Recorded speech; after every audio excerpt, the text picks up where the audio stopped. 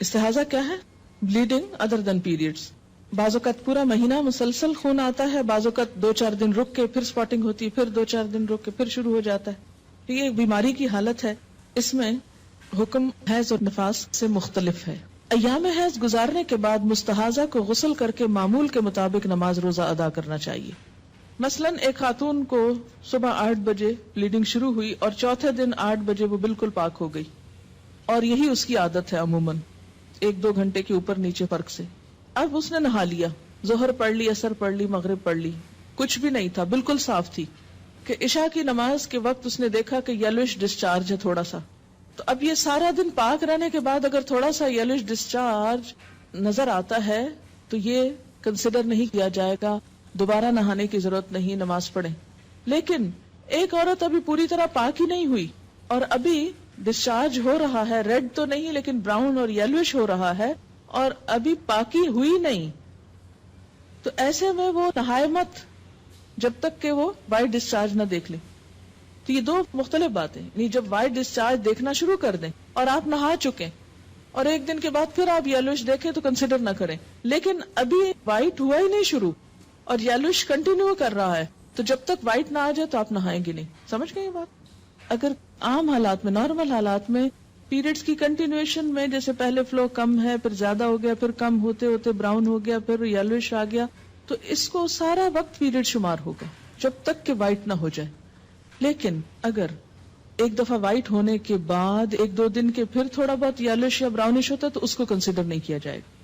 Period سے پہلے جو ڈسچارج ہوتا ہے اس کے لیے کیا رولز ہوں گے؟ جب تک بلیڈنگ نہ شروع ہو اس سے پہلے اگر تھوڑا بہت یلوش 1-2 دن پہلے ہلکا پھلکا ہے تو اس کو کنسیڈر نہیں کریں گے، کیونکہ وہ ایک طرح سے اسی روایت کے تحت آ جائے گا جس میں یہ کہ پیریڈز کا جو خون ہے وہ کیا ہے، سرخ رنگ کا یا سیاہ رنگ کا، تھک ہوتا ہے. لیکن اگر مثلا اس میں 2-3 گھنٹے کا فرق ہے، تھوڑا سا ڈسچارج شروع ہو گیا پھر اس کے بعد ریڈش شروع ہوا تو وہ ڈسچارج بھی پیریڈ میں کنسیڈر ہوگا. لیکن اگر 2-3 دن پہلے، ہفتہ پہلے ایسی کوئی چیز شروع ہو جاتی تو وہ نہیں. حیض میں بے ہو، 10 دن بعد بھی حیض آئے اور رک رک کر آئے، مثلا 2 دن نہیں آئے پھر آنا شروع ہو گیا، 4 دن بند رہا، پھر 3-4 دن شروع ہو گیا، اس طرح 15-20 دن تک ہوتا رہا، نماز کا حکم کیا ہوگا؟ یہ بڑا اہم مسئلہ ہے جو عام طور پر مینوپاز شروع ہونے کے بعد خواتین کو پیش آتا ہے. ٹھیک، اس میں کیا ہوگا؟ پھر وہی استحاضہ والی حدیث سامنے رکھی جائے گی کہ جن دنوں میں پیریڈز کی بلیڈنگ جیسا خون نکلے اور پچھلی عادت کے مطابق ہو ان دنوں کو پیریڈز شمار کیا جائے گا اور باقی دنوں کو استحاضہ شمار کیا جائے گا، کیونکہ کوئی حیض 15 دن تک جاری نہیں رہتا. جس خاتون کے ایام حیض معلوم نہ ہو اور جس کے حیض اور استحاضہ کے خون میں رنگ کا فرق بھی نہ پایا جاتا، اسے پہلی دفعہ حیض کے دنوں کو سامنے رکھتے ہوئے ہر مہینے کے اس دن سے حیض کی ابتدا شمار کرنا چاہیے جس دن پہلی مرتبہ حیض آیا تھا. مثلا کسی خاتون کو پہلی دفعہ مہینے کے 7ویں دن حیض آنا شروع ہوا تو اسے حیض اور استحاضہ میں فرق کرنے کے لیے 7ویں دن سے حیض کے احکام پر عمل شروع کرنا چاہیے.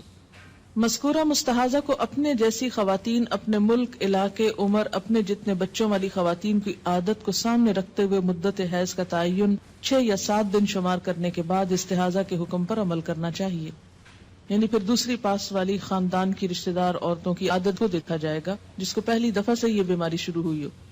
جس خاتون کو استحاضہ سے پہلے ایام حیض معلوم ہو، یعنی ہر ماہ کس تاریخ کو شروع ہوتے ہیں اور کتنے دن رہتے ہیں، اسے گزشتہ عادت کے مطابق حیض کے ایام شمار کر کے باقی ایام کو استحاضہ کے ایام شمار کرنا چاہیے اور اس مدت میں استحاضہ کے حکم پر عمل کرنا چاہیے. جس خاتون کو استحاضہ سے پہلے حیض کے ایام معلوم نہ ہو، یعنی حیض میں بے قاعدگی رہی ہو، کبھی جلدی کبھی دیر سے آتے ہوں یا کبھی 5 دن کبھی 8-9 دن ہو، اسے حیض اور استحاضہ کے خون کے رنگ میں فرق دیکھ کر حیض اور استحاضہ کے احکام پر عمل کرنا چاہیے. مستحاضہ کو ہر نماز کے لیے نیا وضو کرنا چاہیے، یہ اہم بات ہے. مستحاضہ غسل کرنے کے بعد تمام عبادات معمول کے مطابق ادا کر سکتی. حضرت عائشہ رضی اللہ تعالی عنہا فرماتی ہیں کہ نبی اکرم صلی اللہ علیہ وسلم کے ساتھ آپ کی ایک زوجہ حالت استحاضہ کے باوجود اعتکاف کیا کرتی تھی. اسے بخاری نے روایت کیا ہے.